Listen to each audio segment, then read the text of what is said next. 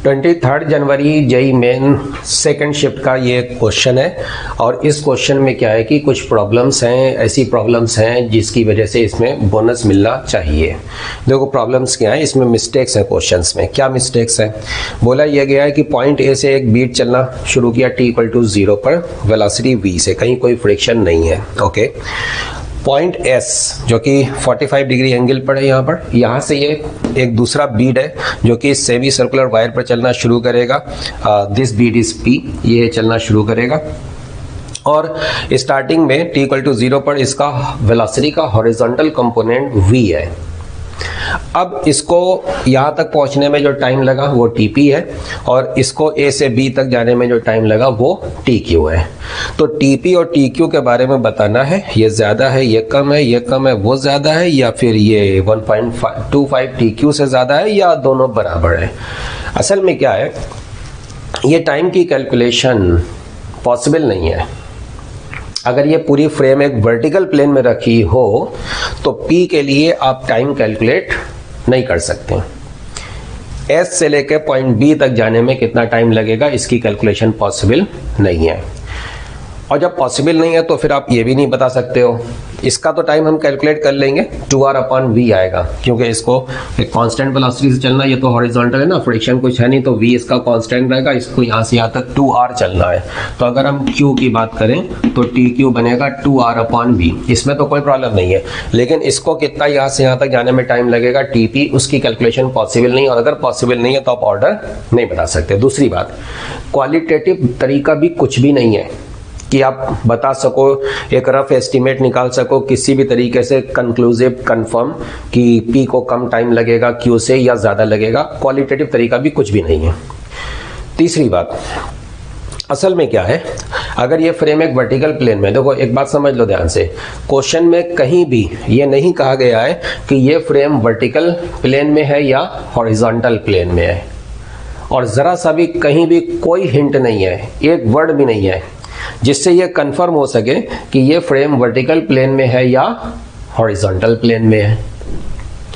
हम दोनों पॉसिबिलिटी लेकर के आपको बताते हैं कि इस क्वेश्चन में प्रॉब्लम्स क्या हैं। अभी हम वर्टिकल प्लेन की ही बात कर रहे हैं, तो वर्टिकल प्लेन होने के केस में ये जो चलेगा ना, तो जब ये नीचे आएगा वेलोसिटी बढ़ेगी, फिर आगे जाके वेलोसिटी और कम होगी।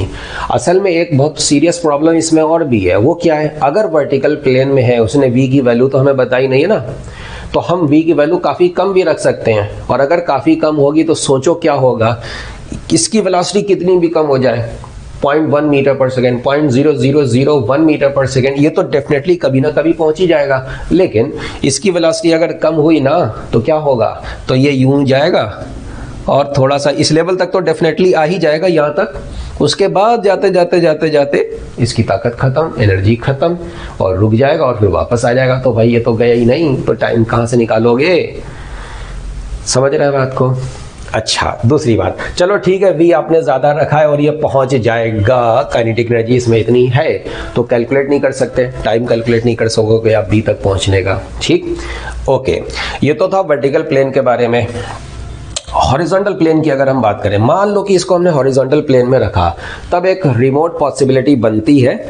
रिमोट इसलिए बोलेंगे कि भाई देखो, क्वेश्चन पूछने वाले को क्लियर बोलना चाहिए कि फ्रेम वर्टिकल प्लेन में है या हॉरिजॉन्टल प्लेन में। ये कोई तरीका नहीं कि हम मानने चल देंगे कि ये कौन से प्लेन में है। अब क्या है, अगर ये हॉरिजॉन्टल प्लेन में हो तो इस क्वेश्चन को ज़बरदस्ती सही बनाने का एक तरीका है, वो भी आपको बता देते हैं। हालांकि एक्सेप्टेबल नहीं है, ठीक नहीं है, गलत बात हो जाएगी। कैसे हो जाएगी वो समझो। देखो इमेजिन करो, देखो ये डायमीटर है और ये फ्रेम हॉरिजॉन्टल है, पूरी की पूरी हॉरिजॉन्टल प्लेन में रखी है।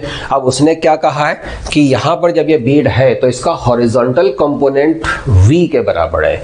तो फिर इस हिसाब से टोटल वेलोसिटी, ये देख लो आप, ये 90 डिग्री होगा ना टोटल, तो ये 45 होगा, v cos 45 v sin, v जो नेट वेलोसिटी टेंजेंशियल होगी ना, अगर ये v डैश है तो v dash cos 45 should be equal to v, तो ये v डैश कितना आ गया, v√2 के बराबर होगा। तो इसकी जब टोटल वेलोसिटी जो कि सेमी सर्कुलर वायर पर टेंजेंशियल डायरेक्शन में होगी, वो नेट वेलोसिटी जब v√2 है, तब उसका एक कंपोनेंट इधर आता हुआ हमें दिख रहा है जो v के बराबर है। लेकिन प्रॉब्लम क्या है, प्रॉब्लम ये है कि ये भी हॉरिजॉन्टल है, वो भी हॉरिजॉन्टल है।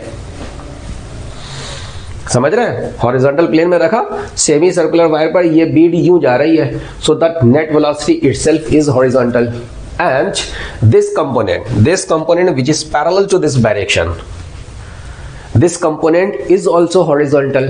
तो अगर उसने horizontal component v बोला है तो बात चल तो जाएगी, क्योंकि ये component भी horizontal तो है।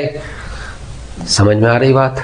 ओके अगर इस हिसाब से सोचा जाए तो चलो हम जबरदस्ती अगर सही बनाना चाहें, okay this is horizontal of course and the net velocity itself is horizontal. देखो इसमें प्रॉब्लम क्यों है, प्रॉब्लम इसलिए भी है कि देखो आप ऐसे नहीं बोल सकते, ये तो गलत बात है। क्या गलत बात है? कि अगर नेट वेलोसिटी भी हॉरिजॉन्टल है तो फिर कंपोनेंट भी हॉरिजॉन्टल है, तो आप हॉरिजॉन्टल कंपोनेंट को वी काहे को बोल रहे हो? सीधा सीधा हॉरिजॉन्टल वेलोसिटी बोल दो ना, और फिर हॉरिजॉन्टल कंपोनेंट आप जो निकालोगे वो किसी भी डायरेक्शन में हो सकता है ना? तो जब total velocity itself is horizontal तो फिर कंपोनेंट हॉरिजॉन्टल बोलना थोड़ा सा ठीक नहीं लगता, हालांकि वो हॉरिजॉन्टल है।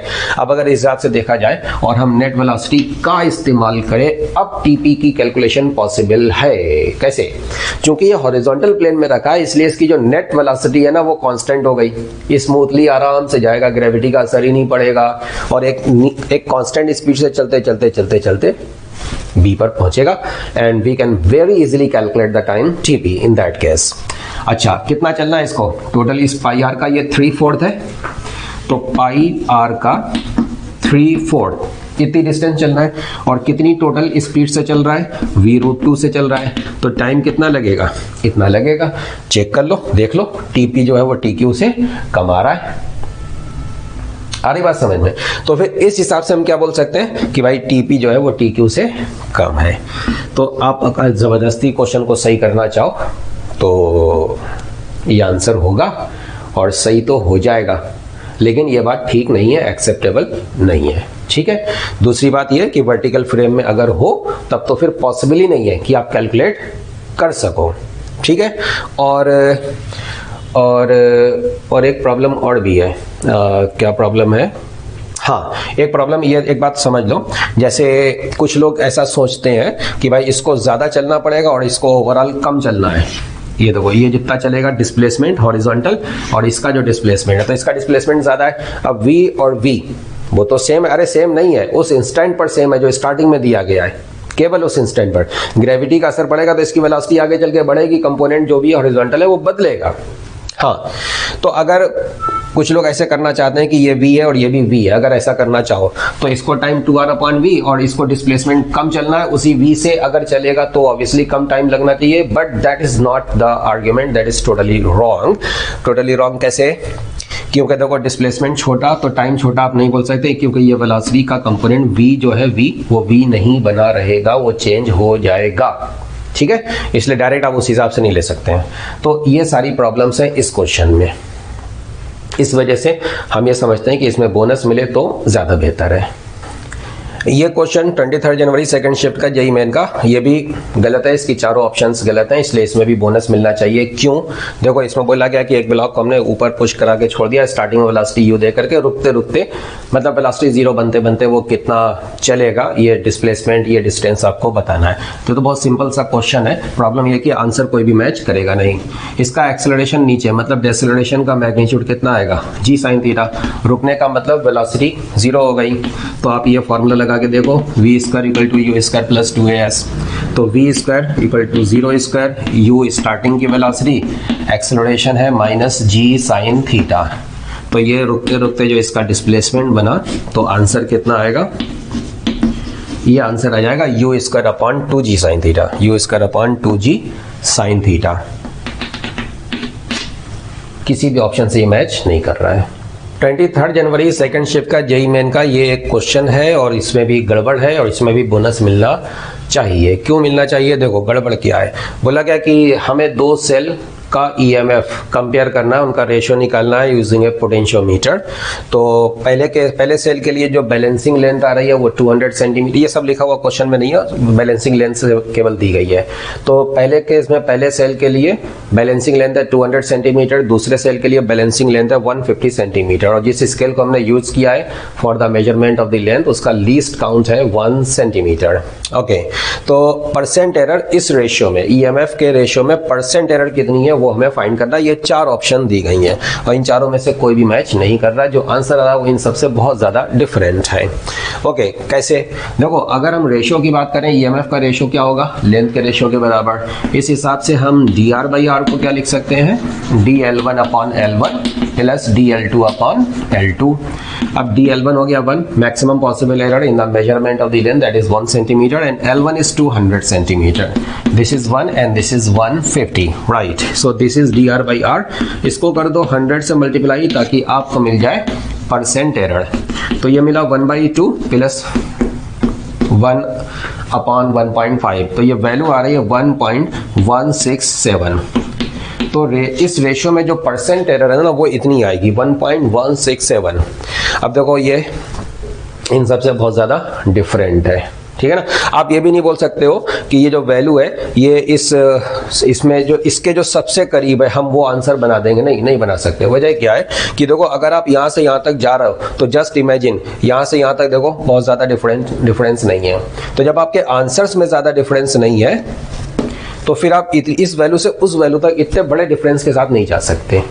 हाँ, अगर ऐसा होता कि ये इतना है, ये 1.45 है, अब एक होता 3% आंसर, है ना, एक होता 7% आंसर, एक होता 0% आंसर, तो फिर आप इतना जा सकते थे। तो इसमें भी चारों ऑप्शंस गलत हैं और इसमें बोनस मिलना चाहिए।